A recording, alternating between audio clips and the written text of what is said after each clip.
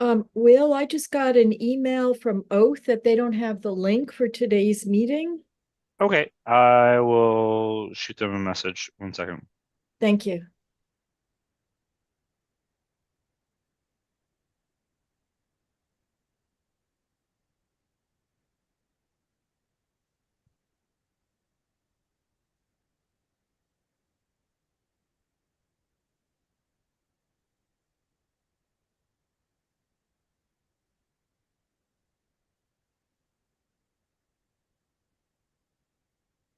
Just give us a couple minutes while we share this with the folks from Oath.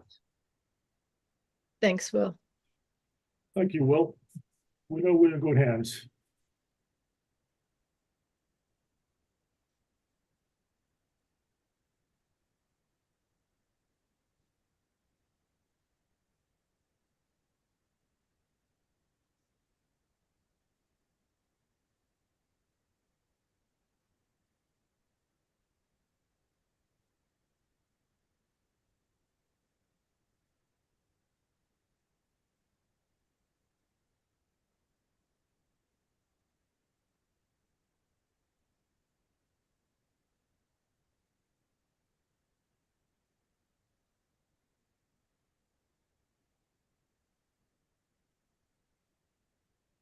All right. They have the link.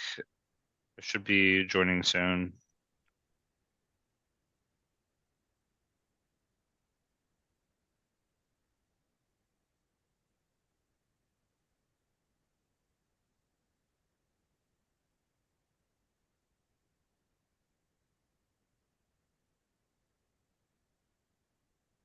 So while we wait, I'll give everybody a few rules of the road for how our meetings work.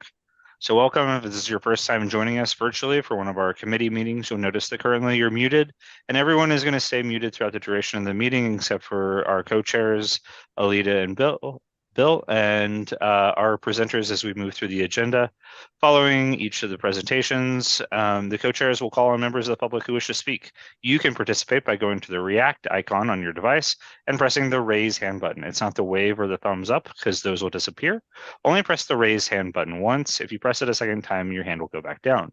If you're calling in from the phone, it's *9 to raise your hand and *6 to unmute whenever you're called on. Be on the lookout for a prompt asking you to confirm unmuting once one of our co-chairs calls on you. If you're having problems, you can use the chat for technical support. It is only for technical support to help with the Zoom software. It is not to ask questions of the co-chairs or presenters. They will never see those chats. If you're using an older version of Zoom, you may need to go to the participant section where you'll find the raise hand feature there. And finally, we ask you not to raise your actual hand or wave at the screen to get our attention because we might not be able to see you. If you're having problems with Zoom, chat me. I'm here for support. And with that, I'll hand it back over to our co-chairs, Alita and Bill, and I think they can get started. Thank you. Hello, everyone. Welcome to our meeting. One of the co-chair along with the leader Cam. We have a great topic. We have a New York City Department of Small Business Services who will be gracious enough out of the time to tell us some of the services they can offer for small businesses, which will be conducted by the Deputy Commissioner Kitty Chan. And following her presentation, we have the Office of Administrative Trials and Hearing, who will discuss with us the procedure and how they navigate the oath hearing. Will be presented by John Casilli, the Deputy Commissioner, as well as Marissa Sinigo. So let's start with Kitty Chan. Kitty? Oh, hi, Bill. I just wanted to confirm because oath is actually first on the agenda, but did you want us to go first? I'm fine either way. You can go ahead. Okay, thank you. Would it be okay if I shared screen? Yes. Absolutely, yeah. You can share it now.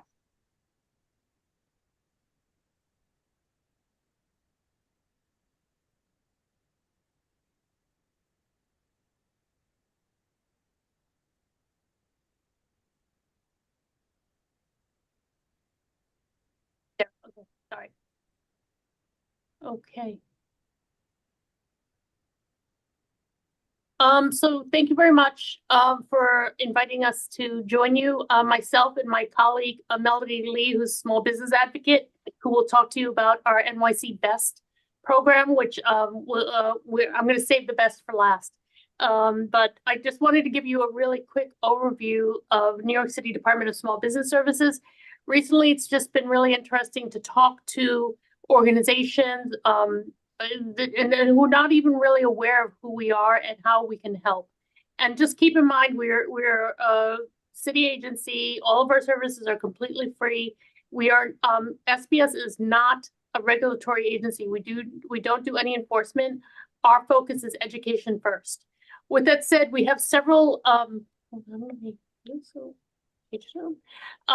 wanted to share with you that we have several gateways to come into our services. Aside from a direct referral, so if one of you wanted to directly refer a business to us, you could just email us directly. But we also have our small business hotline. This came out of the pandemic when everyone was pivoting and working from home. The staff here all use their cell phones to handle calls. We're getting thousands of calls a day, as you can imagine, from business owners not sure what to do with the pandemic.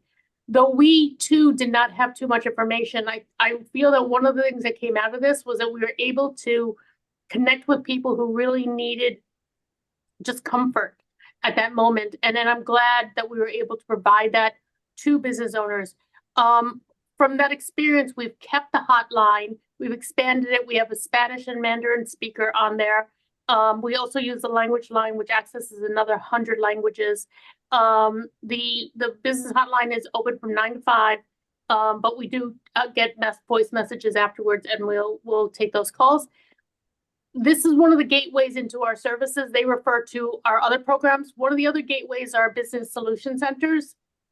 As you can see, we have 7 business solution centers throughout the boroughs, but if it's a manufacturing business, we also have our IBSPs, our industrial business service providers. There we have account managers that will help them. We'll provide business consultations. Sometimes the business thinks, I need money. And that's not really what they need. So our account managers talk to them about what is it they really need. And it may be something like financial literacy classes. Maybe they need credit counseling. Maybe they just need to understand what cash flow is. And then we'll help direct them in the appropriate place. We also do great business education courses through our BSCs. We offer about 400 business courses a year through our BSCs. A lot of them are multiple languages. I think they're pretty great. Things on marketing, SEOs, QuickBooks, different things like that business owners would need. Those are actually, like I said, they're one single course that a lot of people take advantage of. I think last year we had 12,000 people take at least one business course with us.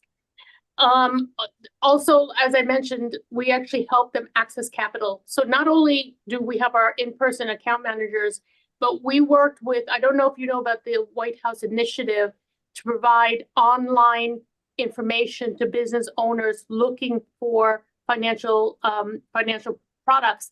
So we worked with Next Street to build NYC Funds Finder, right? And on there, what they can do is actually put in their own information, right? They're not obligated. They put in their information and all the different products based on what they entered, such as their revenues, their business size, the years of business. It'll tell them all the current products, but it also gives them the option to make an appointment with one of our account managers. So we're really happy to be part of this whole NYC Funds Finder. As I said, the White House is spearheading this initiative to actually build a fund finder across nationally so that all small businesses have this option. We're happy to say that here in New York, we're the first ones to do it. We also have, many people don't know, we actually have a business incentive. So if businesses are looking to relocate or expand in some way, they may be eligible for incentives. We provide incentives consultations to them to let them know what's available. Not only the energy cost savings programs that we manage here, but what else is also available throughout the state or federally to them. So this is another one of our really great programs that aren't really known, but we encourage. One of the reasons why I said I really wanted to do this is to let people know what we do here. So as I mentioned, our energy cost savings programs is focused around relocating and renovating for mostly industrial businesses. So if you do know someone who would be interested in learning more about that, please let us know. We'll schedule an incentives consultation with them. We also have more focused area programs such as We NYC and BNYC. We NYC is for women entrepreneurs, BNYC is for Black entrepreneurs. And this is really to give them the opportunity to not only network together, but to actually receive services that are specifically geared towards them, right?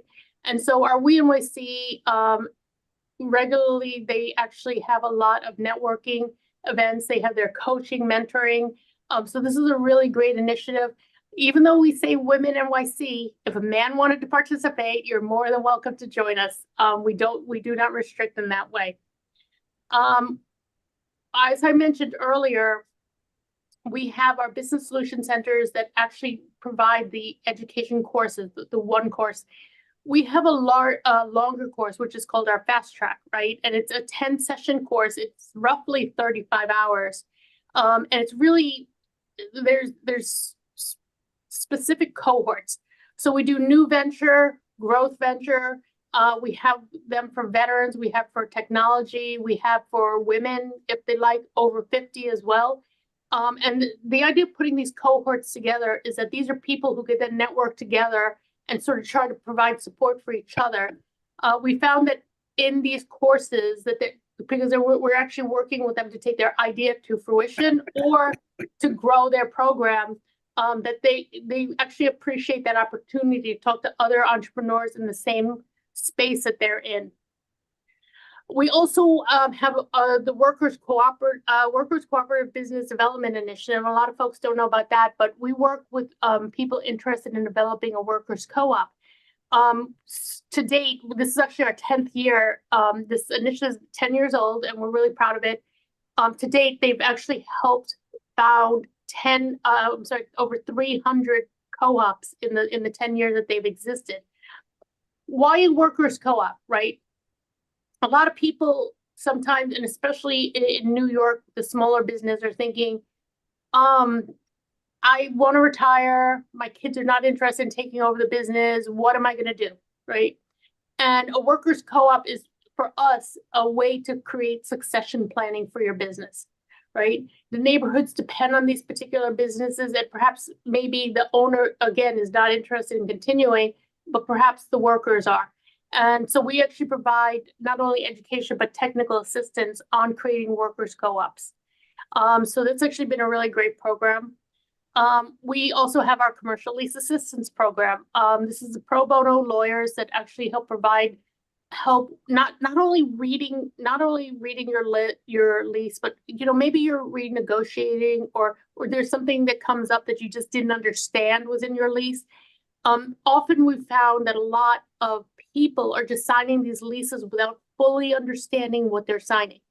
And there are all these little teeny tiny things that you may not know that are in there that you actually should be made aware of. And we really strongly recommend everyone comes in, brings a lease in. We have really wonderfully qualified lawyers that will actually work with the entrepreneur, help read the lease, help explain things, right?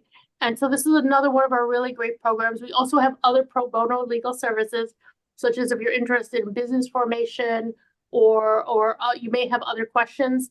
There are some requirements, like we can, as a city, we do not take on any cases that involve litigation. So I just wanted to make that clear too. But otherwise, all of our legal services really top notch. We have our business preparedness and resiliency program. This was really born out of Sandy, and our business is ready for the next emergency. So we have this really great program. You can actually check out our website where we have a self-assessment tool where actually it helps direct business owners to start thinking about what does resiliency mean. And it's not always about weather. It could be about fire. It could also be about cyber. Are you resilient, right? And so we just launched a new grant program. We're really excited about this. It's a risk assessment and grant program because they're hand in hand. And so if you qualify, which is that you're actually in one of the flood risk areas, and that you reach out to us, you receive one of our assessments, and they're free. and then you implement the recommendations that we make, we will reimburse you for the equipment up to $5,000. That could be anything from pallets, a generator, a pump, things like that. So it's really important for businesses to know that this is available to them, especially since we're going into hurricane season. We have our ERU unit, our emergency response unit. So I think a lot of folks definitely don't know about this one, but we have a really dedicated team. So when there's a fire in an area, they'll actually be called out to talk to any businesses that were involved, right? And it's to help walk the business owner through what do you need to do now that this emergency has happened. And they'll walk you through with the paperwork and making recommendations. If you need to get back in the building for some reason, they will coordinate with either the fire department or DOB so that you can get the paperwork that might be in a safe inside your business that just maybe burned down or something. Okay. Another example, 2 months ago, we had that terrible flooding that really impacted Brooklyn. Our team went out there and they assisted the business owners, advised on, even small things like taking pictures, marking up how far high did the damage go. These are things that people don't think about. There's also, does anyone remember that riot that happened in Union Square when that YouTuber, it probably wasn't YouTube, I'm old, I'm showing my age here. And all those people showed up trying to get an Xbox. It caused so much damage to stores. Like there was so much looting. Even street vendors had their carts destroyed. So our team worked with them, applying for the New York State Office of Victim Services because there's reimbursable money if they're a victim of a crime, and really helping them file their police reports, make sure that they got reimbursed through their insurance companies. So we have this really great unit. They work on that. They're like my little SWAT team. I think a lot of folks don't know about them, but they're awesome. Our agency also helps people be registered to become MWBEs, minority women-owned business enterprises. So who's eligible? So these are actually for businesses that fit our qualifications. And one of the really important things about being a registered MWBE is that we actually work with you to try and get government contracts, right? And you might think, well, I'm a cupcake maker. Why would I register to try and get a government contract? You would be surprised, because what we do is not only do we work with you to make sure that you are ready to get a contract, we work with you. There's also mentoring and legal services too, but city agencies actually look towards the MWBEs to buy things, right, and stuff. So I'm going to give you an example. Last year, one of the agencies had a Christmas party. Christmas parties are not paid by the city. It's paid out of our own pockets. We all chip in and everything. But they really wanted to have a chimichurri stand, right? This is a true story. They wanted to have a chimichurri stand. And so they said, can you guys find someone who makes chimichurri? So we actually found a restaurant that does it for them. So that's what we did.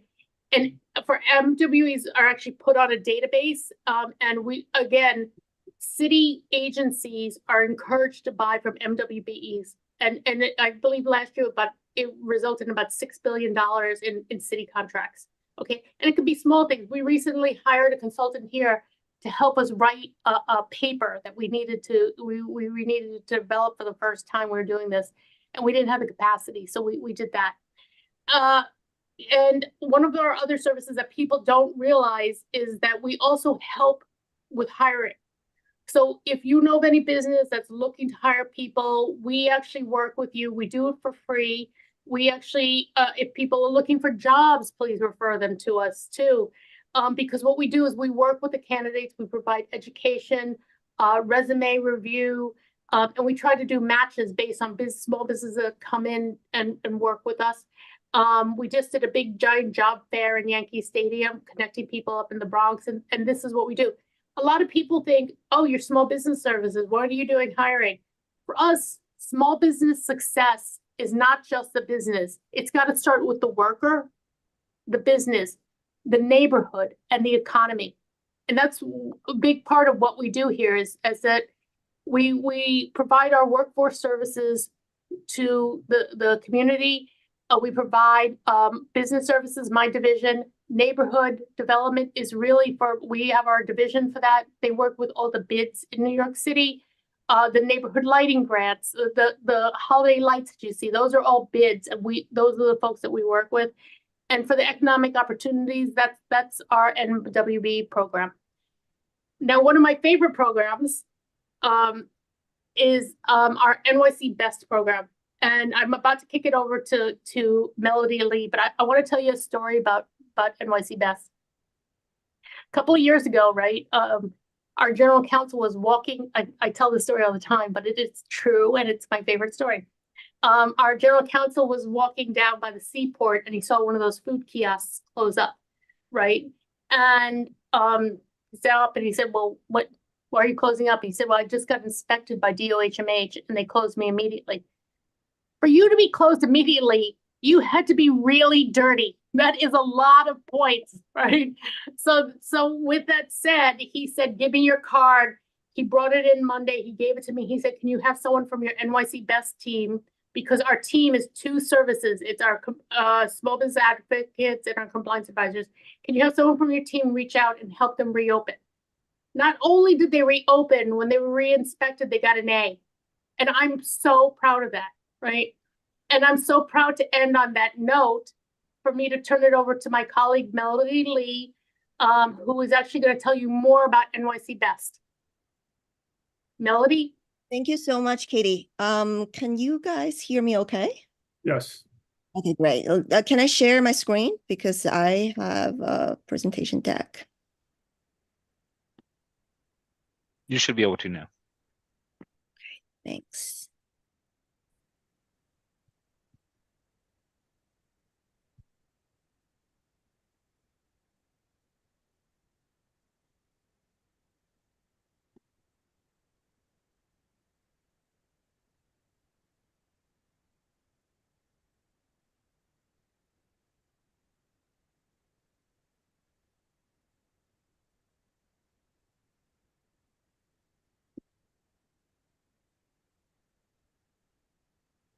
Sorry, just give me 1 second.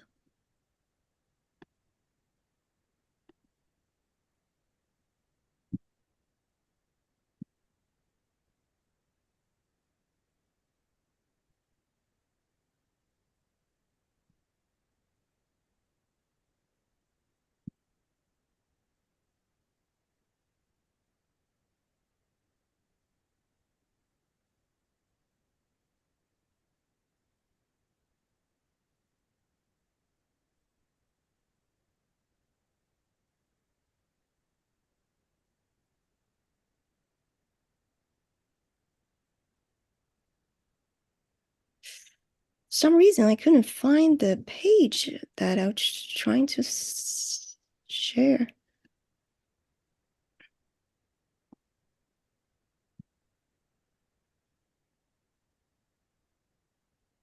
Melody, would you like me to go back and share the last slide from my deck? Yes, please. So maybe I'll just go without sharing the. Let me just Okay. try it. Because I'm working from home, sometimes it's. No problem. Can you see my? Yes, I'm so sorry. It never happened before. Okay, so good afternoon, everyone. Thank you so much for having me. Sorry about the tech issue. My name is Melody Lee. I am a small business advocate at the New York City Department of Small Business Services, also known as SBS, as Katie mentioned. So I'd like to talk to you about my team, NYC Best. Before I begin, I would like to echo on what Katie said. We're part of the Department of Small Business Services. We are not a regulating agency. So our agency's mission is to provide services at no cost to businesses that are starting, operating, and growing, and as well as to New Yorkers through job creation and training. In providing these services to business, we recognize that it may be very challenging for entrepreneurs and business owners to open and operate storefront business in the city. So opening a small business is not a simple task, let alone understand all the permits and licenses that are needed. So NYC BEST, which is short for New York City Business Express Service Team, is an initiative that was created to help brick and mortar store, aka the storefront business, open faster and operate in compliance, with the goal of help cut the red tape. So entrepreneurs who are opening a storefront business will get a point of contact from NYC BEST, such as myself, to help navigate city regulations. You are guaranteed a faster response by working with our team. So we'll help you understand the government permitting and licensing that are needed by providing step-by-step guidance. We are not expediters, or we will not help you obtain the permits or license for you. Instead, we will guide you and hold your hands through every step of the process. So all the services that we provide here are free.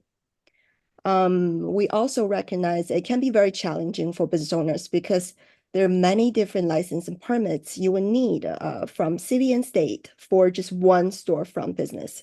So our expertise and insight will guide you through the process if you encounter any kind of delay in opening your new business.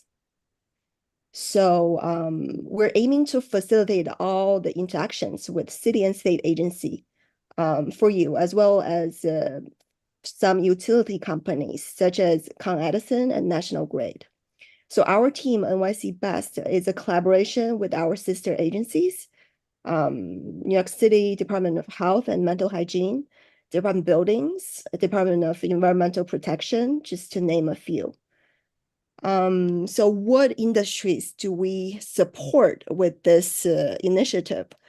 Basically, we work with the storefront business, brick and mortars, moms and pops specifically, establishments in eating and drinking, for example, restaurants, cafes, pizzerias, delis, bodegas, supermarkets, etc., as well as retail storefronts and personal care business, for example, barbershops, hair and nail salons.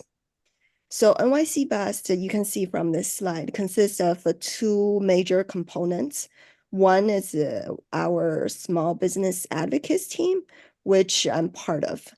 And small business advocates are going to be the small business owners' single point of contact to help business owners navigate requirements, license, and other city agencies and state agencies. So the other component is our compliance advisor team. So our compliance advisor team are a group of individuals trained by city departments to provide complimentary on-site consultations to help storefront business owners understand rules and regulations, and also help address them. Our team speaks multiple languages, including English, Spanish, Korean, Chinese, Russian, and Haitian Creole. So just to give a quick example of how a small business advocate can help your business, as you think about opening a business, you may have certain needs from New York City Department buildings. For example, once a business owner signs a lease for the commercial space, we can help them through the process with the New York City Department buildings, such as guiding them to apply for certificate of occupancy, plan review process, to name a few. If that same business or different one is opening a restaurant, they will also need to apply for the New York City Food Service Establishment Permit from Department of Health and Mental Hygiene, which we can also provide guidance on that process. So as I mentioned, NYC BEST compliance advisors provide free on-site consultations for storefront business. all of our compliance advisors, they've been inspectors at other city agencies in the past. And they're all not dedicated to provide complimentary educational services to business through compliance consultations. So a compliance consultation is a proactive way to help business avoid receiving common violations and fines, and just ensure the business operate in compliance. And the NYC Best team, our team is also actively engaging in spreading NYC Best resources and education to small business owners. We've created this newsletter that we send out to our subscriber small business owners every month. So the contents of the newsletter include, but not limited to, the newest policy from the city and state, and also our team's activities and success stories. And also our team, we have this NYC Best team in your community, which is an activity that our team does every month to visit different business communities across the 5 boroughs in collaboration with the community partners and other city agencies. So the goal of this NYC Best in your community activity is to hear the concerns and challenges and provide education, resources, and solutions to the business owners in the community. And our team also offer free business courses as well. It's called NYC Best Bootcamp. It's basically a 9-module course the goal is to help business owners to launch or improve their small business. So far, we've completed 3 pilot series with the 240 attendees. Yeah, so basically that was my presentation without the slides. It's a little bit, but I think that's everything I was trying to say, even with the slides. Sorry about the issue. I'm, okay. yeah. That's fine. No I apology. was in a rush, and my No mom was apology. cooking, so it's kind of noisy. Sorry about that. Well, So- no apology, but thank you, Kitty and Melody. It's a very informative presentation, but we do appreciate for both of you to stick around. So we have a second portion of the presentation will be presented by Oath, who will discuss how to navigate the administrative hearing. They will be presented by 2 deputy commissioners, John Consilli and Marisa Sinigo. So I'd like to pass it on to you guys. Hello. Hi, I'm Marissa Sinigo. Can you guys hear me? Yes, we can hear you. Wonderful. I'm the Deputy Commissioner for Public Affairs. And John, are you able to speak? Yes, can you hear me? Hello, everybody. Great. Thanks, Marissa. Okay, so I'm going to share my screen now. I just want to jump in for a second. Yeah. First thing I want to do is, when we speak before community boards, I always want to take note of the fact that, especially the chairs, the members of the board, you guys don't get paid for what you do. And, I want to, point out, I want to recognize how important you are to your communities. I know my community board looks out for us in my neighborhood, in my community here on the North Shore of Staten Island. And I know that you guys deal with a lot of the nuts and bolts of what happens. And I just want to, and we talk about, Marissa and I, we talk about being very excited about trying to do whatever we can to help. And we help a lot of people, but we have a particular fondness for helping community boards and the members who don't get paid for what they do. They do it because they care, I know, and the passion. And I'm also I've read up on your art show that you're having on the 22nd of June, and that looks like an exciting event. I'm going to try to get up there from my neck of the woods for the outdoor art show. So looking forward to it. And really, we commend you. I think I could speak for Marissa. I know I speak for Marissa. We commend you for doing this voluntarily, okay? And that for us, it means a lot. So, Marissa? Well, Yeah. but we'd like to thank you for the recognition. It was much appreciated. Yes, thank you. Thank you very much. It means a lot to be recognized for the value of what we do by people in the city administration. Thank you. And as for the art show, if you could, since the artists are small businesses too, if you could promote that within the SBS, we would be very grateful. That's wonderful. And it's great to have a captive audience because obviously, as John said, you guys are doing this out of passion. So thank you again for hosting us today. So Oath is the city's Office of Administrative Trials and Hearings. We are the administrative law court for the city of New York. We, like SBS, we are not enforcement. We are strictly impartial, independent from any enforcement activity. And we are where small businesses would go if they do get fined. So for instance, they have a best person come and they do everything that they can to avoid violations or summonses. They end up getting summonses at an inspection anyway, or they get a sanitation summons. We are the court where you would go to fight that summons. So our mantra here is fairness, impartiality, and timely hearings. So access to justice and due process. We currently, I can share some statistics with you about what kinds of cases we hear. So currently we're, last year we received about 765,000 summonses. So that's a lot of work. Of those summonses, typically 28% or 30% go to hearings. Last year, 40% chose to ignore the summons, which we always on these presentations caution against because default penalties will almost inevitably be higher, sometimes 2 times or 3 times higher than a penalty if you are found in violation at the hearing. So it is always advisable to try to go to the hearing. But besides that, of the hearings, of the people that go to hearings, 44% of those summonses are getting dismissed. So you've got a really fair, chance of getting a fair hearing and a great opportunity to have that summons potentially dismissed. So we encourage everyone to fight their summons if they receive one.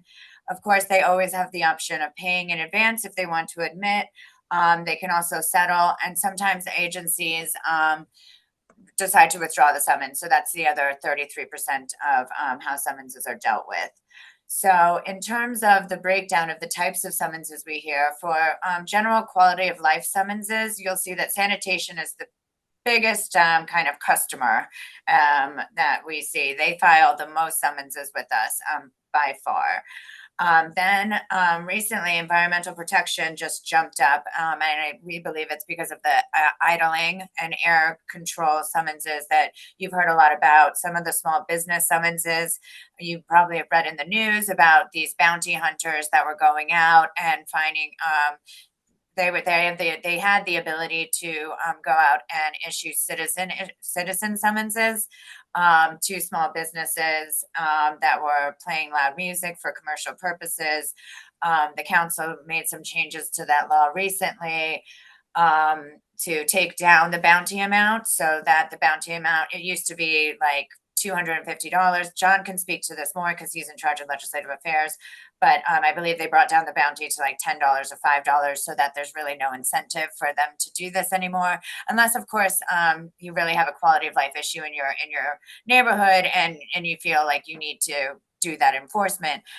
One may still choose to do that, but I think that legislation tampered down. But in any event, environmental protection is a big filer as well, followed by the police department, who back in 2017, the CGRA, Criminal Justice Reform Act law was passed. And in 2019, we started receiving quality of life summonses that typically traditionally went to criminal court. So this is for, bad behavior such as public urination, public drinking, littering, any kind of parks violation, anything that happens in the parks.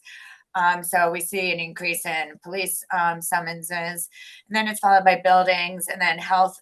These are the health vector cases. So rats, pests, mosquitoes, standing water violations, and then fire department violations, and then transportation, and then the parks department.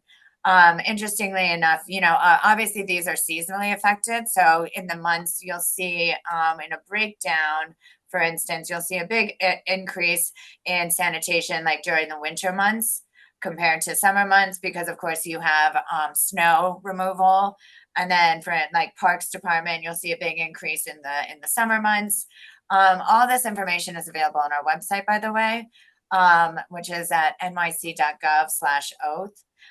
So then for the health department cases that we get that are unrelated to the rats and the pests, the biggest share is, of course, the restaurants. We always encourage people to fight their restaurant inspection summonses, because you can only get summonses dismissed, like charges dismissed, right? So when an inspector comes in, a restaurant will get dinged a certain number of points, and they're never going to be there's never a point that gets added by the hearing officer at oath. The only thing that can happen is a point would get dismissed, right? So there's no downside to fighting that summons. Restaurant cases also always do get settlements sent to them, and I'll talk about that in a little bit in relation to our help center. But that's something to keep in mind. There's also, they inspect daycares. So if you remember, like a couple of years ago, there was a measles outbreak. The health department was going out, making sure that everyone was certified. There was also some issues with, I think, ketamine or some drugs that were found, and some toddler, I think, died as a result of that. So they're responsible for regulating and inspecting daycares. Lead poisoning, they also do radiation, which is x-ray machines and things at doctor's offices and dentists. And then consumer cases, those are the ones that are enforced by the Department of Consumer and Worker Protection. The biggest one that we're seeing, and we will continue to see with the new cannabis regulations, which are really right now being handled by the sheriff, but they are going out in these task forces. And while they're there, if there are other tobacco violations, such as selling tobacco without a license, or selling out of state tobacco products at a cheaper price and not at the proper tax rate, then DCWP will issue a summons for that. They also inspect garages, groceries and retail and supermarkets. And then we also adjudicate these summonses that are sent to us by the Taxi and Limousine Commission and the Port Authority of New York and New Jersey at JFK airports and LaGuardia. So as you see, most of these are enforcement. Some of these have to do with administrative summonses, which means like you didn't do your state inspection, or there was some filing that you had to do with the TLC that you didn't do. And then there are consumer complaints. So, someone calls 311 and makes a complaint against a driver for their behavior. And those cases are heard at oath. John, do you have anything to add before I move on?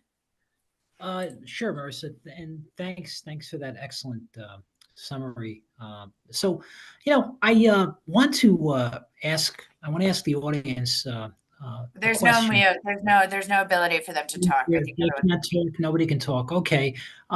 So I do want to point out things that we don't do.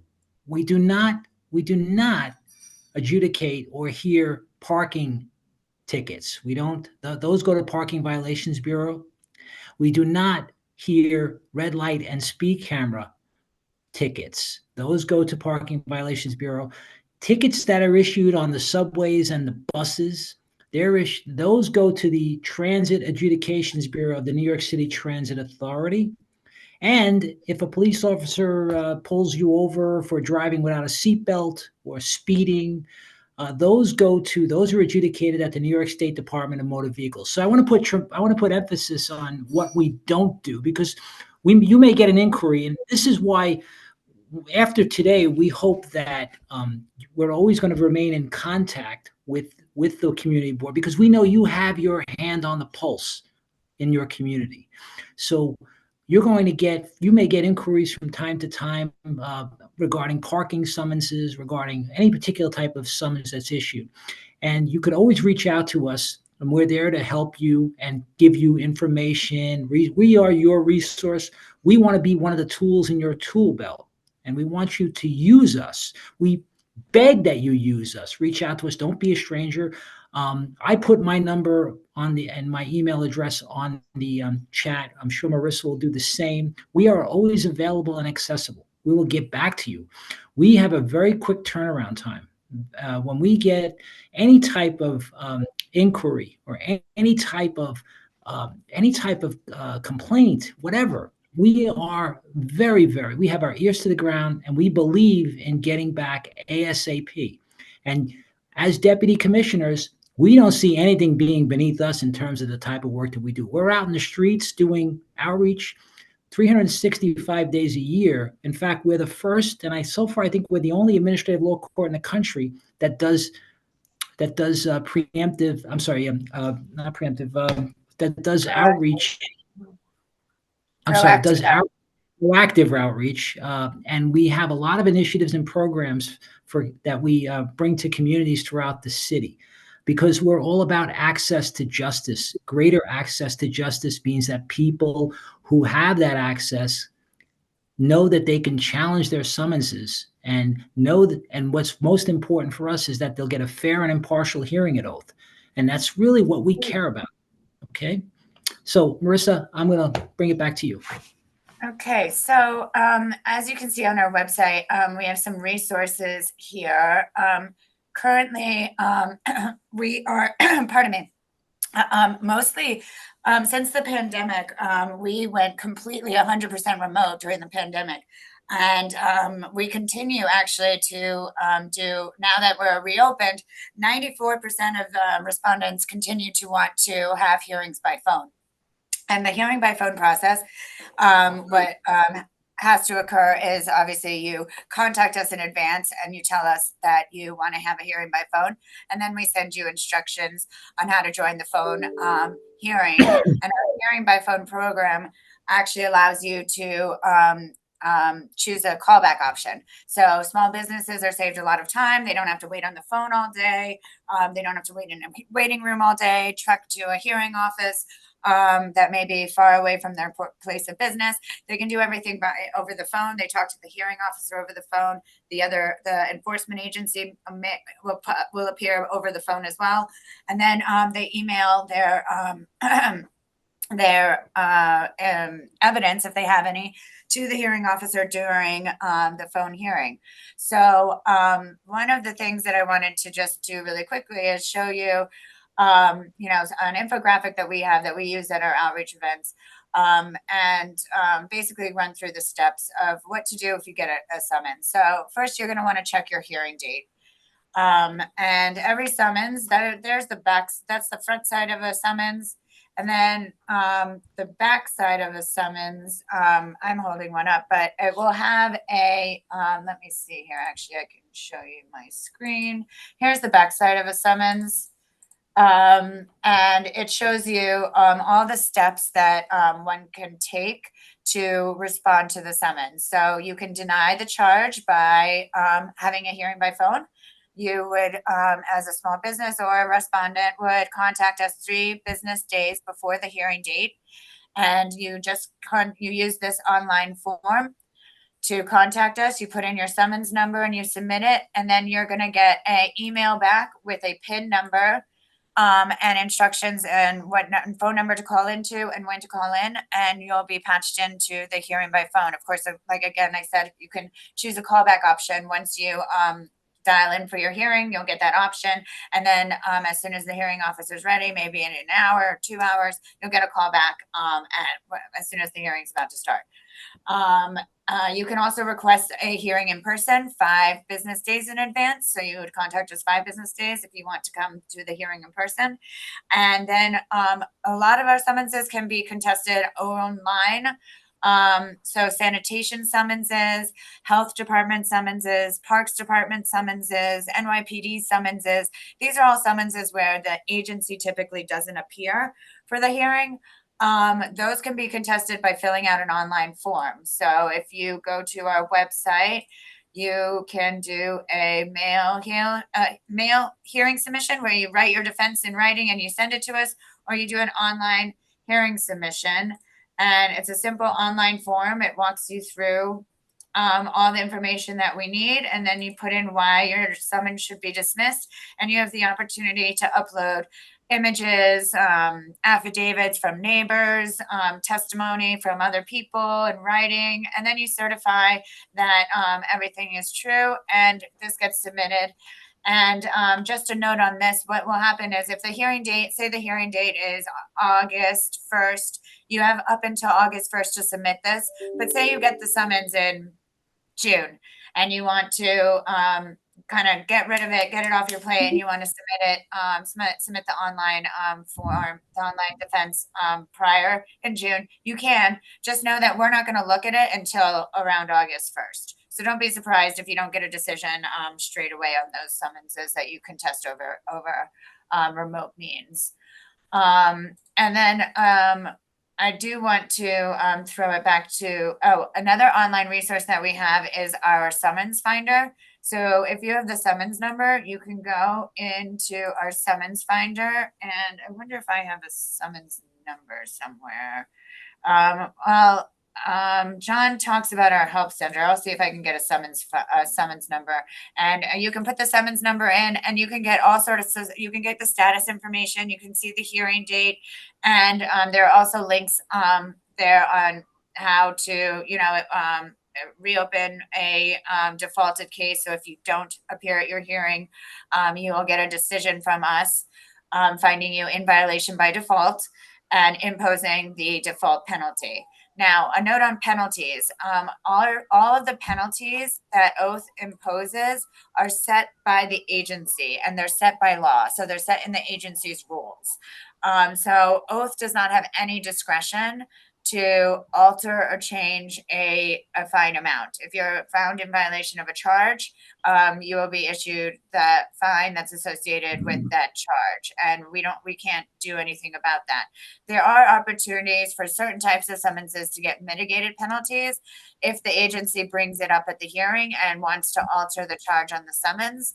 The DOB will do this in instances where you come to the hearing and you show that you have certified correction and that you've corrected the issue, they will ask for a mitigated, they in some cases ask for a mitigated penalty. So that's something to keep in mind. But like I was saying, there are a whole huge range of summonses, and every kind of summons and every agency has all these different kind of requirements. And so it can get tricky. So we have an amazing help center that allows people to contact us and have help sessions with what we call procedural justice coordinators. And they will walk you through the charge on the summons, what's required, your options. So for instance, I mentioned the settlement offers from the Department of Health for restaurants. Every restaurant inspected will that gets a summons will be sent a settlement offer. If you have a help session with one of our procedural justice coordinators, you may go through the inspection with them. They'll explain the charges that are on the summons.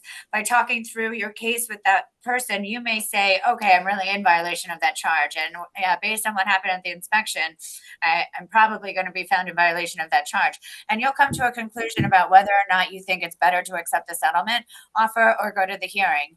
And so those are the types of conversations that you can have with our help center.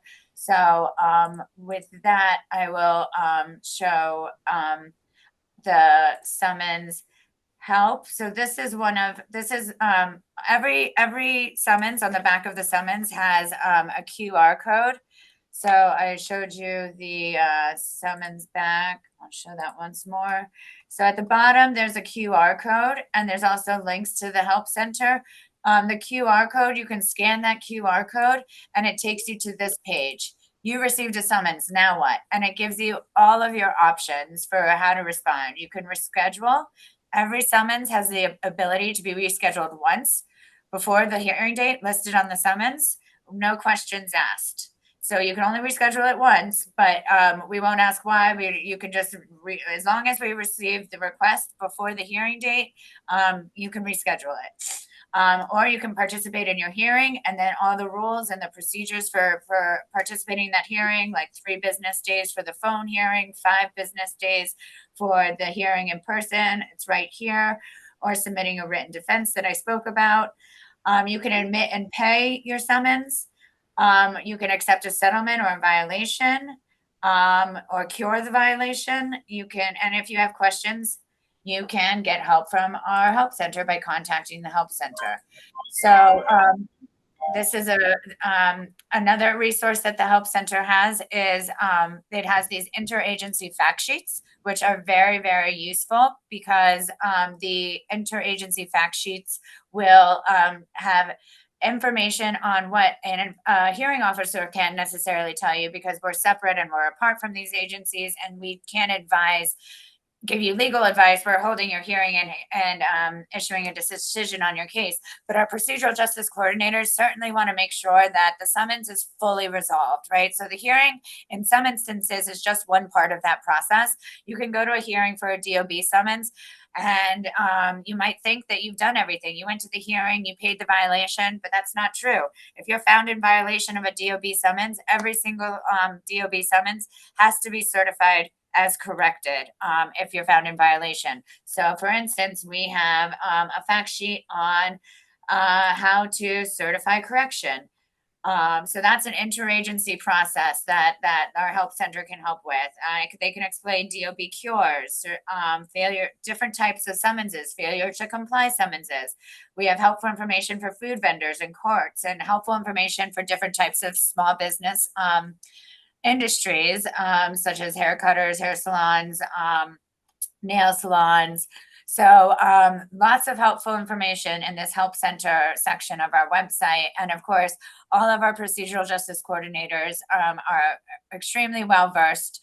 They're like basically the NYC best equivalent at oath, right? So we kind of, they're the brain, they know everything about all these interagency processes, and they can really help advise on these agency processes. One note about what the help center can't do is they're never going to be the ones that are going to represent you at a hearing, and they can't provide you with formal legal advice. They're not lawyers, they're highly trained professionals, but they're not there to give legal advice. So but they will explain the processes, your options, and they can also tell you what are decisions that have happened in cases like yours. So on our website, another great resource that we have is we have search hearing division appeal decisions. And you can go to this website and you can search for prior decisions in cases like yours by keyword. So for instance, if you have dirty sidewalk summons, you can put in dirty sidewalk and you can see all the different appeal decisions to see why a case might have won on appeal or might have lost on appeal, so that you kind of get a sense of what the kind of justifications are that could help you win your case, and that you may want to be sure to raise during your hearing. So that's a great resource for you. So I'm going to let John walk me through where he wants me to go in this section, but I'm guessing it's going to be small business help. Yeah, I just want to a couple of things to add to what Marissa has been speaking about here. Look, as members of the community board, as leaders in the community, I know that you'll have constituents who come in, and this can be very upsetting. It can be very stressful. People have to deal with everyday stresses in their lives, and then they get a summons where they're being accused of having committed a violation, of having violated the law, and it can be very, very stressful for them. So they seek help. And before I talked about access to justice, what that means is it's access to justice means that, and Marissa pointed out, the resources that we have, free resources that we have to help them seek justice. And that's what's important here. Our procedural rules are written in common layperson language where, and I'm an attorney, so for me, it's a great thing to see rules that we have on our website that are accessible on our website to everyone, and also something that our help center will point out to when they are assisting and helping constituents. Think about this. We get constituents of all ages. Marissa and I, we get constituents. Recently, we came across some constituents who had a couple of elected officials had reached out to us, and one of them was 96 years old, and she got a summons for not shoveling the snow, and she physically couldn't do it. And what we do is, with our help center, we work closely with other city agencies, and I'm going to mention Senior Help, and Senior Help is here on this webpage, Help for Senior Citizens. Although I think they're called elderly adults now, so please forgive me if I'm not keeping up with the times on what we call seniors today, elderly adults, and we work closely with DFTA. So there's one-stop shopping essentially. When other issues come up, we found out that there are volunteer organizations out there that shovel snow for seniors who can't do it themselves. So that's very important, and that's what Senior Help is about. It's about making sure that a senior who lives on a fixed income, right, who is dealing with enough in their lives, enough challenges, whether they're physical challenges, whether they don't have anyone to assist them. So we don't forget that. We never lose sight of the fact that we are working to help human beings. We are a court of people in a city of great people, and that's why we are always, philosophically, morally, ethically, we are always striving to try to improve access to justice, make it even better. And to John's point is that most respondents will come pro se, which means they come and they represent themselves.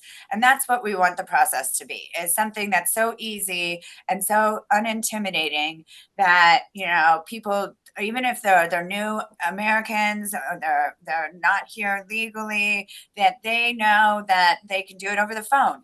And they can do the right thing. They can respond. They can engage with us without any fear, without any intimidation. It's not a scary process. They don't need to hire someone to, potentially also have to pay a fine on top of the fee that they're paying someone else to represent them at a hearing for, right? So we want to make the process as easy as possible and as unintimidating as possible. So to John's point, we're all humans here, and we may have the seal of oath and the authority that brings to impose fines and penalties where appropriate, but you will always find help leading up to your hearing, and also in the appeal process. We want transparency is the name of the game for us. We want you to know exactly what's ahead, what your options are, and what you can do. Yeah, and to add to what Marissa's saying, we're not just in government, but we're also residents of this city. We serve, we have two roles. We put our hats on, our resident hat. We put our hats on in terms of like, hey, is this fair? Is this not fair? These are things that we think about whenever we see, if there's a particular law that comes up, if we have concerns about whether or not that law could impact the due process rights that every one of us on this Zoom has to get a fair and impartial hearing, we will raise our voice about that. So it's very important for us. It's critical because, we talk about the pillars of our American Constitution, our society. We talk about voting as being one of the pillars, right? The other pillar is the Fifth Amendment to the Constitution, the right to due process. And that's what we talk about. The term due process, that term is used at oath probably 1,000 times a day amongst us when we talk about things. Are there any due process concerns? Make sure due process is available for all, not just some, but for all. One standard of justice for all at Oath. That's what we're about. So, coming to small business help, what we've done is when we established the help center, we thought about having specializations within the help center because we consider all of our potential visitors, constituents, respondents special in their own way. So with small business help, again, thanks to SBS, and you can see there are references to SBS here. And you notice we're on this Zoom with SBS. We would not be on this Zoom with any enforcement agency. I want to put emphasis on that because we keep a distance from the enforcement agencies, the more than 24 enforcement agencies that issue summonses, civil summonses for alleged violations that come to us. Those agencies, as Marissa mentioned before, include Department of Sanitation, Fire Department. There's a whole array of them, and we have a list of them on our website. But we keep a distance from those agencies. We do not appear on Zooms with them because we're here with But we don't like it very much. They're not fans of us, but we work with SBS. SBS understands SBS. Thanks to the great people at SBS. Thank you, Kitty, for the work that you do there. I think we always feel that SBS is looking out for small businesses, and whenever we can work collectively to ensure that small businesses get greater access to justice at Oath and ensure that they get the fairest and most impartial hearings possible, we're there. And SBS has always expressed that interest in making sure that small businesses have that, which is why you see references here. So small business help is about small businesses being able to, as Marissa pointed out, they can have their hearing by phone out of their small business, right? They can also have they can meet, they can discuss over the phone. They can have a help session with a procedural justice coordinator. We had some of them who were actually small business owners themselves. So people who have some understanding of what small businesses go through in terms of the challenges they have to face each and every day. And we're very proud of this. In fact, and you're going to hear me say it again, I may sound like a parrot, but we're the only administrative local court in the country that has a small business help center. And we're very proud of that. And we're going to continue to do what we can to make sure it's even better as we move along, because we're never satisfied, never.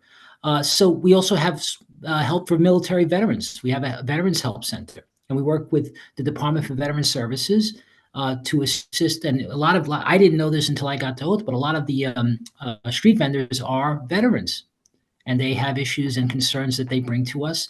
And while they're dealing with their summons, a collateral issue would come up, something that they weren't thinking about at the time. And hey, guess what? We can connect them right to a direct connect right to the Department for Veteran Services. And I'm the liaison for that with the Department of Veteran Services for Oath. So we make sure we get as quickly as possible the best services that they need, in addition to what's provided by Veterans Help. So we're going to talk always about the fact that we're working to help people any way we can to make it easier. And we talk about we're talking about providing fair and impartial hearings, but that's only part of it. We want to make sure, and Marissa and I spend a lot of time thinking about this and trying to improve on this, but we want to make sure that when anyone has had their hearing, when they walk out of there, and this is very important, that they themselves believe they had a fair and impartial hearing. Not us telling people they got a fair and impartial hearing, but they actually believed it. The experience they had, hey, I was heard. I had my day in court. Whether I succeeded on the merits or not, I had my day in court. They heard me. And coming back to the point that Marissa said about new Americans, there are people that come from other countries where they may not have had a great experience with the justice systems in those countries. So they may have presuppositions about when they come here that the justice system in their country is like everywhere else. But when they come to Oath, we make sure that, as I said, everybody gets a fair and impartial hearing and believes it. So their experience and first impressions are very important, as we can all attest to from time to time, that their first impression is a good one. That, hey, this isn't the type of justice system that you had where you came from, but here it's different. And that's something we're very important about. Yes, Marissa.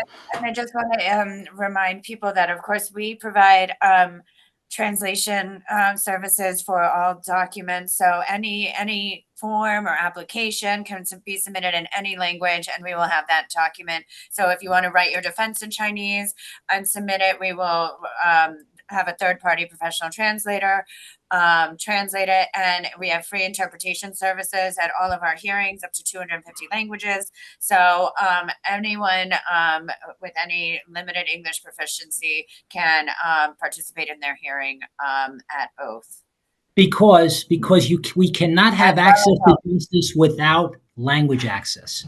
We need language access is it is a condition precedent to having access to justice, and that's very important for us. Exactly. So with that, I think we can open it up to some questions. I think we covered a lot of the basics, and our website is a really great resource and starting point for things. We hope I've designed it, so I hope it's navigable. And I hope you can find the information that you need on it. But yeah, William, if you wanted to unmute people, we're happy to take questions. We will do that. And thank you, everyone, for your presentation. There is just such an abundance of very, very helpful information. And we'd like the opportunity to post what we could on the small business page of the CB8 website. So if you have specific documents that might be helpful or that provide links, please send them over to Will in the office or to Robert Byrne, and we'll be able to post them. Before we go to any members of the board or the public that have questions, I just had one question because I'm just a little confused about the interaction between SBS and Oath. I know SBS has an advocacy program, but does that include helping people with Oath or representing people or providing advice for any hearings at Oath? No, we work with our partners at Oath. We refer business owners directly to their services. Okay, so you're not actually there at the hearing providing any kind of advice. Okay, I wasn't sure about that. Thank you. Bill, I think you had a couple of questions before we go to, looks like Michelle. Yeah, so I'd like to hold my question towards the end. So let's go to the public or to the board members. I think Michelle has a question. So Will, if you could unmute her, please. Yeah, and I'll just remind everybody, if you'd like to participate by asking a question or making a comment, you go to the react icon on your device and press the raise hand button. Thank you. I just want to say that this presentation was fabulous. A lot of information that I certainly didn't know about. I know a lot of people probably don't know about it. What you offer is fantastic and supportive. The small business community absolutely needs it. So I personally am delighted to have heard from all of you today. And in addition to the information being terrific, you were all wonderful, dynamic, and forthcoming speakers. And that's always a pleasure because it made it lovely to listen to you. So I thank you all for that. At not being, a couple of questions, you're not being an enforcing agency, which I understand. We have a few of those, not always sufficient to the infractions that are happening on the street, but a few of which that I happen to be very familiar with. I'm chair of the vendor committee. I know all about the veteran vendors. We are very sympathetic to them. They are often overlooked by the rest of the vendor community. They are underrepresented even in their own community. And that's something that I personally have been working on for what seems like 100 years now. So I have a lot of sympathy for that group. What I would like to know from you is in the pie charts that you showed, when you had the number, you had a very substantial percentage, Marissa, of infractions that were dismissed. Now, you're great advocates for people whose infractions should be dismissed. We have an overall concern in this city about infractions or people committing infractions who don't ever get justice for the community. In other words, the quality of life that the rest of us have to live with. What I would be curious to know is, of that amount of dismissals, do you have any idea of the percentage that's dismissed on technicalities, you know, because the ticket wasn't filled out correctly, or someone didn't show up, or, you know, something that had nothing to do with the infraction? So actually, we do issue and we post to the Department of Records website a monthly dismissal report that will break down by agency and tell you the number of dismissals for instance, service, defective summons, and different, you know, things that were dismissed on the merits. There are about 7 different reasons. Improper party named. So there are about 7 or 8 different reasons for why a summons may be dismissed, and we do capture that information and we do post it monthly to the I'm very department. happy to hear that. Sorry to interrupt, but the reason I ask is because we got a lot of feedback with vendor infractions that there weren't appropriate places on the, I'll call it a ticket or a summons, to fill in the information that was actually needed. And as a result of that feedback, which is why I'm asking you, at that time, Consumer Affairs, then it went to DOH, now it's a DOS, whatever. But it was very, very helpful, because then that agency was able to help to rewrite the format of the summons so that it was encompassing enough so that there were no dismissals because information couldn't be provided. Do you know what I mean? And the police in particular wanted that feedback. And they couldn't get it because there was no provision for it, like a cart number, but it was a permit number versus a cart number. There was only room for one. So that feedback is really important. And I hope the agencies, you know, are looking at it for that reason. And anecdotally, I will say that the NYPD does have a very high dismissal rate for this exact reason.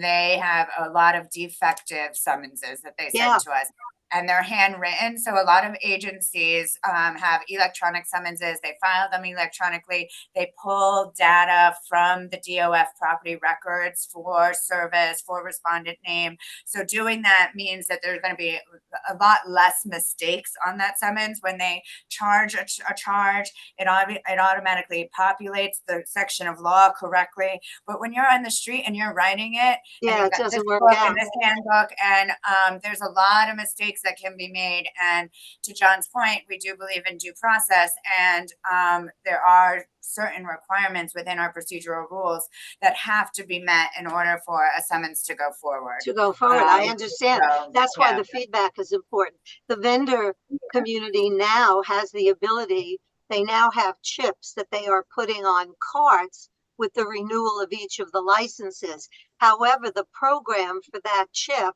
has not been written to my knowledge, and we just had a vendor meeting about a week ago. And so it's not in use, even though the technology for that community has been there for years. So that's unfortunate. I'm talking a lot, I know. I just have a couple of other questions. I found this wonderful, so I hope I can just ask a couple of more questions.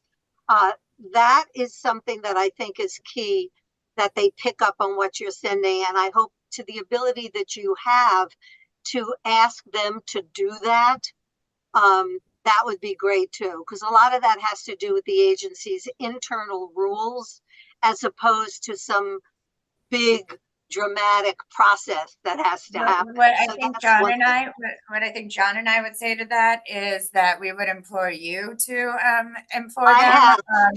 In terms of our firewall, we don't. Okay, you're not allowed to do that. And we're also not going to advise them on how to write a summons. You know, we're the court. I get it. We're really not in the position to do that, but. Tell your council members, tell everyone else to do that. Okay, just to do, okay. The balance, we're about balance. So we have to stay neutral in this. In all Yeah, I this. understand your position. The other question I want to know, just from statistics, have you gotten, because I know you are an enforcing agent, not an I'm sorry, an adjudicating agency for tickets that come from parks, for example. I'm not asking you to recall subcategories, but if you do know, do you recall getting any tickets about vendors in the park? I ask this for a specific reason. As we know, the vendors in the park, their requests, you bid for those licenses. It's a big process. It's very, very costly. So a small business person, vendor who has that ability to work in the park because they're legally licensed, their rights should be protected too, so that they are not infringed by people who do not have a legal right to be there. Over the past few months, we have seen an increase in illegal vending on 2 levels in the park, primarily from cut fruit vendors. Selling cut fruit on the streets of New York is illegal as a DOH issue. It's unhealthy. It's not permitted. So that's one issue. And the second is these vendors are unlicensed. And the third, actually, is that they are in the parks in tremendous numbers, 50, 100, like that. I know you're not enforcing it, but are you seeing tickets for those infractions? We have in the past, I don't know recently, but Michelle, if you want to talk offline, we can answer some of your questions more directly. And I can actually walk you through how to use our open data portal so that you can search and you can see some of this data for yourself, because you seem like you're really into the pie charts and stuff. So you can so I can show you how to filter by like section of law or the oath code that's written on the summons. And you can search by zip code, for instance, to see what's happening in your neighborhood. So I'd be happy to have a one-on-one with you. That's terrific. I would value that. I am working with Mr. Occhiero at the DOS. All of the infractions that we know do get reported to him. I don't want you to think that I'm coming to you if I'm not reporting to you. I report to the DOS, to the NYPD, but I just wanted some feedback on what you were getting. Yeah, I appreciate that. And this information is publicly available, so I would love to show you how to access it for yourself. And so what I'll do is, what you can actually do is you can just get me your contact information directly from Will, because he has my contact information and you're a board member. So feel free to contact. Okay. And reach out to me. Thank you very much. And thanks to our 2 co-chairs for setting this up, because it was a wonderful presentation. So thanks to everybody. Well, thank you for Michelle. Thank you, And thank you, Michelle. Marissa and John, for that part. Let's go to Stephanie. Will, please. I just wanted to say that I happened on to I'm just a member of the public, and I happened onto this committee meeting, and I am overwhelmed with your services. Absolutely. You have restored my faith in the government. And I just want to know, about wait time. I mean, are you, just waiting for people to contact you? Or what is the wait time when somebody first contacts you? How long do they have to wait to get a human being on the phone? So when you request a help session, when you contact, and this information is actually in the mayor's management report. So we actually report it out as a productivity measure and as a kind of accountability measure. We track these things, and our response time is 0.37 days. So less than 1 calendar day, you're going to hear back from the help center. So probably within the next, so that breaks out to probably like 3 hours. So once you send an email, you're going to hear back from us within that day, and certainly within the next day. Incredible. Thank you. Thank For you. SES, we are similar. But I'd also like to plug our Small Business Expo, which happens on May 29th. We're bringing all of our services, we're bringing all of our partner agencies under one roof. Anyone who needs a service from a small business needs service, we will be there. Our friends at HMH, Sanitation, DCWP, all of those great folks will be there sharing their services. So please, I encourage you, we will be at Basketball City on May 29th. Please join us. We have over 6,500 people registered. And if we can plug on our end, not to the extent that SB, not to the level they're having theirs, please feel free. We do a lot of outreach events, and we'd be more than happy to do an outreach event in your district. So going, at some point in the future. So we are very much about getting out there and getting about, because that's how we learn a lot about what's going on. And this is, it's very important. These virtual meetings are very important. Although Merce and I always prefer to meet people in person, because we find the personal touch to be the best. But this is the second best way to do it. And we're hoping that this isn't a one-shot deal here, that we will hear from you, good or any issues that come up. Again, government is only as good as the people in it, and only as good as when the people who are in it stay connected. So that's a big part of it. I am a member of the executive committee of the Committee to Protect our Lenox Hill neighborhood, and we are very concerned about the potential of a Northwell Tower being built on Lexington Avenue and 77th Street. And we're very concerned about the small businesses.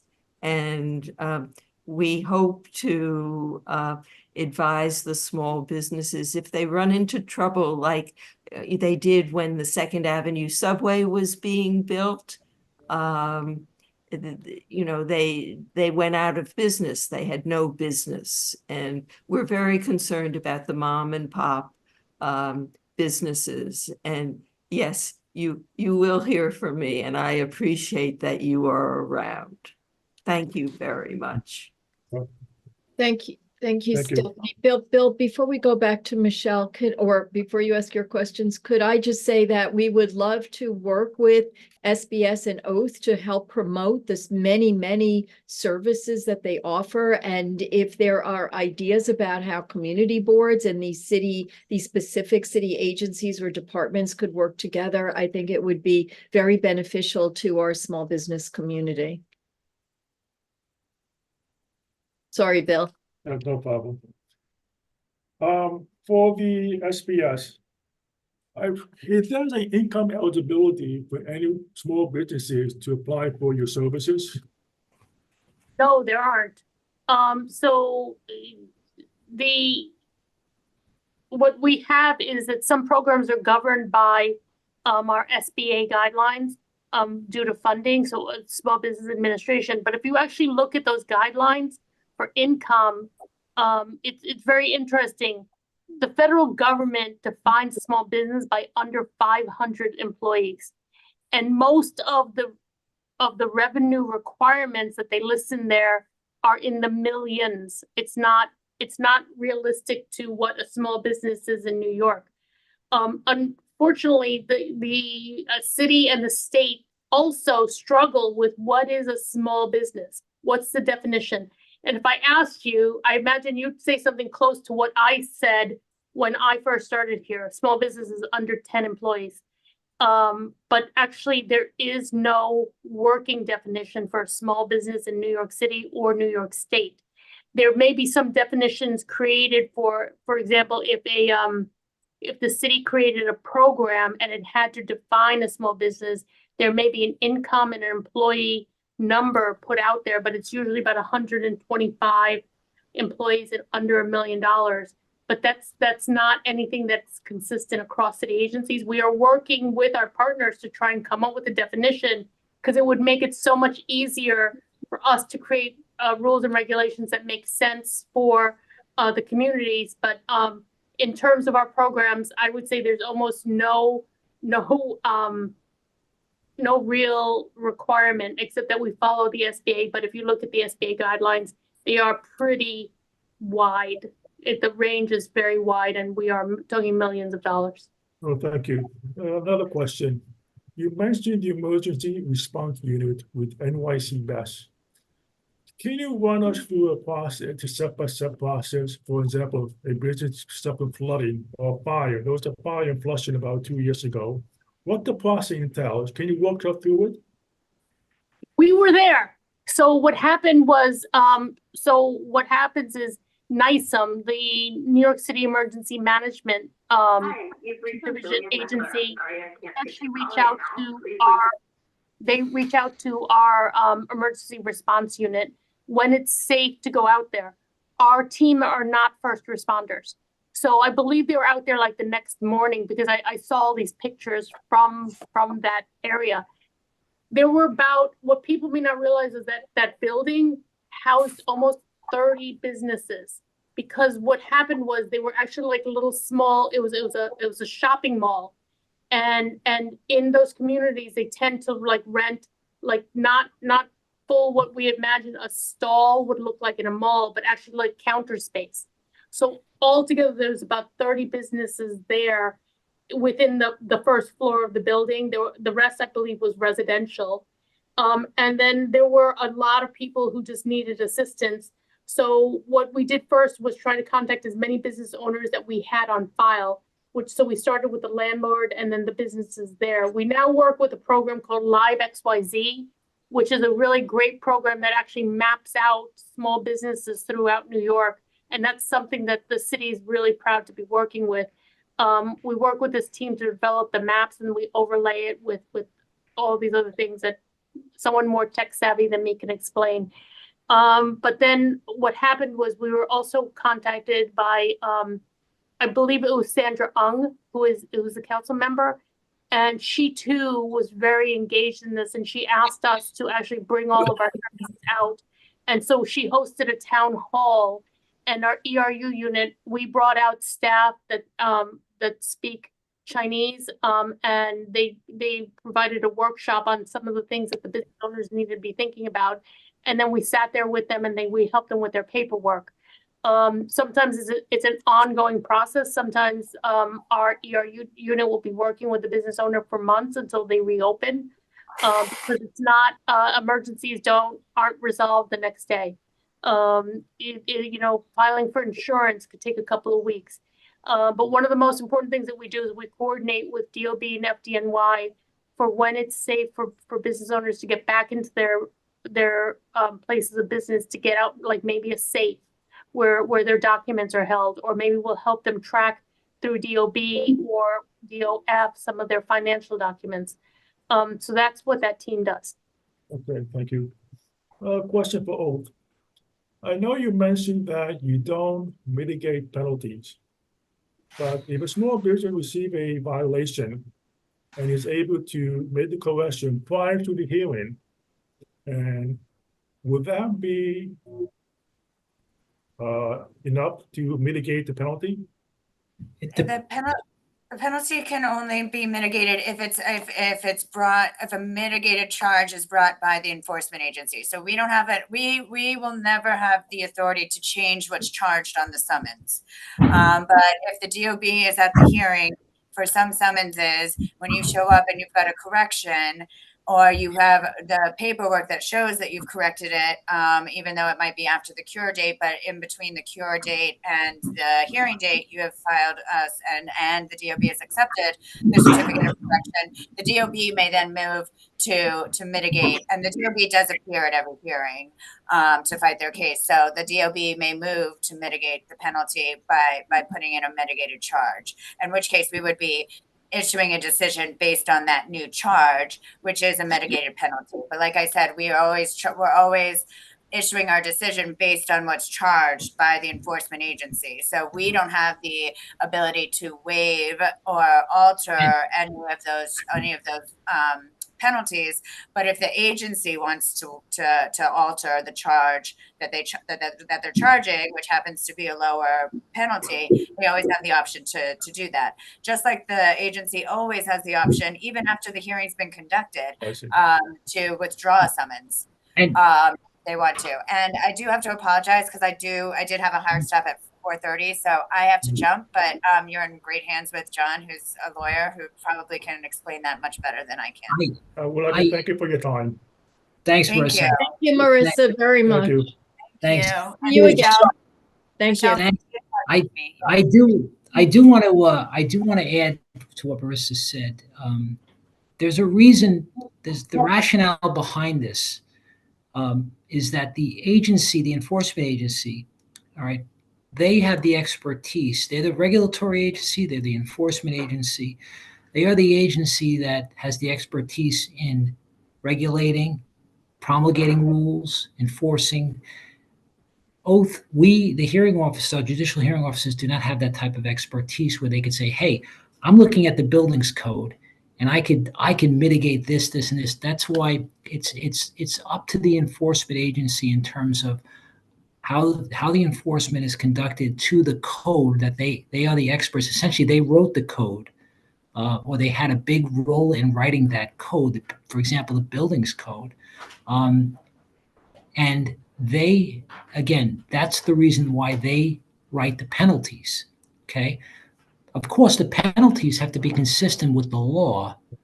So when a law is passed by the state legislature or by the city council, those laws supersede rules that are promulgated by the agencies themselves or where the agency is directed by a specific law to have certain types of penalties that then the agency has to follow the direction of the legislative body. So I just want to, there is a rationale behind, you can ask this question, well, how come Oath doesn't have any say in the penalties?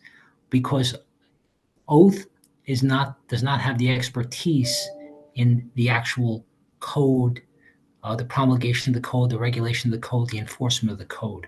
So that's why. Historically, and even institutionally, when you look at administrative agencies, and Oath is unique because Oath came out of an administrative agency back in 1979 when it was created by Mayor Ed Koch. What happened was Mayor Ed Koch saw that employee disciplinary cases were being done in the agencies that were bringing the charges against the employees that were employed there, right? So that what Mayor Koch saw was like, hey, wait a second, how does that work when the agency that has bringing the charges against the employee is also the agency that's going to decide on those charges? And that's how Oath was created. Mayor Koch, by executive order, took adjudications out of the agencies originally for the purposes of employee disciplinary case, and it started with 3 people back in 1979. So, and it's grown now where Oath now has, and we don't have any type of power other than the power to adjudicate cases. And now it's grown to where we get over 800,000 summonses a year that are issued by more than 24 enforcement agencies, right? And we have approximately anywhere between 200 to 250,000 hearings a year. Now, you may want to ask, well, what happened to the other summonses if you're getting about 800,000 and then you're conducting approximately 250,000? What happened to the rest? Well, roughly 1/3 pay. They just say, hey, I don't have time, I'm going to pay and plead to the violation. 1/3, I'm going to fight it. I'm going to go to Oath and fight it. And then the other 1/3, they toss the summons in the garbage where they don't respond, which is the worst thing you could do because then it goes into default. And then there are all kinds of issues that come up with defaulted summonses, including in many cases, they become civil judgments. And those civil judgments allow the city to enforce collection in many ways, putting liens on properties. So there's a lot here to be said, and why Oath is unique. There is no version of Oath on the state level in New York State. I want to point that out. If you go with state agencies, the adjudications are done inside the state agencies. On the federal level, and remember, administrative agencies started at the federal level back during the New Deal. When President Roosevelt established a number of agencies to assist, to try to help people, those agencies have all these powers, and they still do. there's no adjudications have not been removed from those agencies. But here in New York City, adjudications has been removed from the agencies, and that's what makes Oath unique. So there's a lot more to be said about this, but that's for another time. But I do want to give you some rationale as to why, because it's easy for us to say, well, we don't do the penalties, it's the agencies. But I want to explain why, give you some idea why it's that way. What's the rationale? Thank you. I just want to say, I'd like to thank all the presenters. Your presentation is extremely informative and educational, and I'm overwhelmed with information. So like if Lita has any other question, I'd like to pass it on to her. Thank you, Bill. And I also want to echo a great big thank you to SBS and Oath for being here and sharing so much information. I think I haven't talked to Bill yet, my co-chair, but maybe you could come back at the end of the year and we could do this again, especially as, well, maybe snow season will embark and there'll be some information there. But you have just been fantastically informative. I have a couple of short questions, I think. This one is for SBS, which I know you have a hiring list, and you mentioned that candidates looking for jobs can get some help and also get on that list. And I'm just wondering if you could either send us information or explain how candidates for jobs could get on the list so that they could potentially be matched up through your hiring process. And I have one other question about whether you provide any help for businesses that may just be displaced by rising rent. So if the landlord is unwilling to reduce the rent or unable to, for businesses who've already built up a clientele, a customer base in the community, do you help them find other space or provide marketing advice or anything else to help them keep the customers that they already have when they will no longer be in that space? Thank you. I would recommend that you one day bring in my colleagues in our Workforce One centers. We have 16 Workforce One centers throughout the city. Last year, I'm very proud to say that we helped to place 40,000 people in new jobs. They do really great services, and I would really strongly recommend that you actually allow them to present to you guys too, because they do some really good stuff there. I can only speak to it at a really high level, the different divisions, the way we work. So that's there. Okay. We have a really great commercial lease assistance program, and unfortunately, when a landlord is unable to negotiate or unwilling to negotiate, I should say, we actually will recommend that they do look for another place. We don't really have a matching system. We are looking at to see what would make sense for in terms of helping businesses. We're actually helping to define, a lot of people are thinking that, oh, I need to move here or this area. And I think one of the things that we're trying to promote is looking at data. So for example, through our Live XYZ, we're able to see what areas are new businesses coming into, what areas are really rich in, say, like you want to open a jewelry store. Maybe that's data we can help provide to you. We can help connect you with bids, and then loop you back to our commercial lease assistance program that will help you negotiate a new lease with a new landlord. Thank you so much, Kitty. And just one quick question for Oath. I guess that would be for John. What is I saw this on one of your documents. What is the Business Integrity Commission? Well, the Business Integrity Commission, interesting you mentioned that. The Business Integrity Commission is an enforcement agency, and they regulate and enforce their laws and rules that they promulgate over the private carding industry. Okay. So they have that area in the private carding, private sanitation. That's their focus. Yes, good question. A lot of people don't know, and when I heard about it once, I thought it had something to do with improving integrity in businesses, but maybe it does in certain businesses. I don't know. Yeah, it's certainly not anything well known. Well, I think everyone's made the point that not enough people know about enough of your services, and we would like to help provide that. Again, it would be very, very useful for the small businesses that we're losing so many of, and also for which we want to. I know my grammar is not great here, but for all the small businesses, we'd like to help them thrive. So again, if there's a way that the community board and Oath and SBS could work together, I think it would benefit everybody, including the residents who want to frequent small businesses and are seeing them disappear, which is a frequent complaint. But in the meantime, thank you so much to Kitty and Melody and John and to Marissa, who had to go. This has just been really, really helpful and useful. I think I certainly learned a lot. So thank you for being here. Again, thank you so much. We do really appreciate your time out speaking with us. And Kitty and Melody, can you email us the link to your May 29th event so we can post it on our website? Melody put it in the chat. Please join us. It's going to be really exciting. We actually, street vendors will be there too. And the mayor will kick it off at 10 a.m. And you'll hear the world premiere of our SBS jingle. So, we're looking forward to it. For NYC, that's our phone number, but our number is right there as well. And so please join us. It'll be a really great day. Thank you. Thank you. And thanks to the people who make up the Great Eight. I'm sure you guys have referred to it as the Great Eight. And again, I cannot say enough about what you guys do in community boards.